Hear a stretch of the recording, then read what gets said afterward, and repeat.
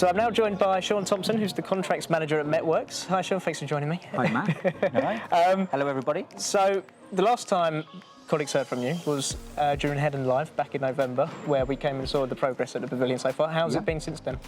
It's been extremely busy, is probably, for want of a better word. Collectively, together with our partners, Morgan Sindel, Ian Williams, the guys from Metworks, who have put a lot of volunteering days in on this project. There's been an awful lot going on. We've completely fitted the kitchen now, that's done. The floor has been refurbished, ceilings, walls, internal decoration. More than that, I suppose, is the local housing team. Ali, Mary, Joe, etc. They've put their heart and soul into really pulling this project together for the good of the community, which is really, really nice to see. And when you see the turnout here today from residents that have come from the surrounding flats to join us on this occasion, it's really, really heartwarming. Hello, my name's Jo Harris. I'm one of the local roaming housing officers here, Metropolitan Thames Valley Housing, and we're here today at Queensway, which is a site based in Cambridge, very close to the city centre. It's a lovely site. We have 79 flats, a mixture of leasehold properties and general needs rented properties. We have some beautiful gardens here that the residents can enjoy, and behind me is the Queensway Pavilion, which is a space which we've recently invested in and has been refurbished to make a lovely space for residents and other external agencies and Metropolitan staff to use. My name's Ali Campbell. I'm the local housing manager for Queensway. The community space came about really. We had a fire here a couple of years ago, and we wanted to hold some events, but we didn't have a venue, so we all ended up out in the grounds.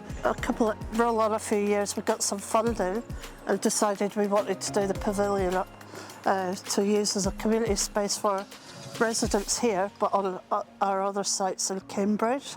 We've got a lot of interest from external partners as well, like the NHS social prescribers, drug and alcohol, CGL, fire brigade, police, so it'll be well used, and hopefully the staff will enjoy using it as well as a drop-in office in the future.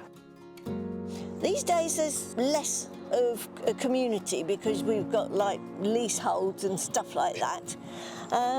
But yeah, quiet, peaceful, nice people round.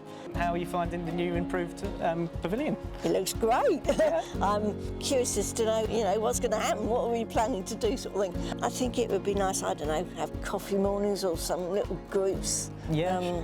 That kind of thing. Yeah. Yeah. You can see that there's hope, in their eyes and their minds, that finally they've got somewhere they can call their own, somewhere they can come together and create that community spirit, something that some of them have said has been lacking over recent times. So, could you tell us more about the history about the pavilion?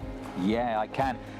I've been really, really lucky, if I'm honest, not only to work on this project, but through the local historical society, I was able to make contact with a former resident, a gentleman born in 1935, lived here in the property, a house known as Brookfield House, and it stood exactly where we're standing today.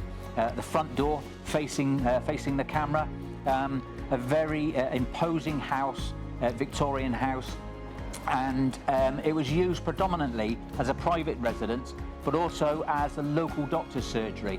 The gentleman that lived here, his dad was the GP, and he's regaled all sorts of wonderful memories to me, and none more so than in these lovely gardens, climbing the trees, making tree houses and dens with his brothers, to actually congregating in the pavilion building that's here behind us, especially at Christmas time.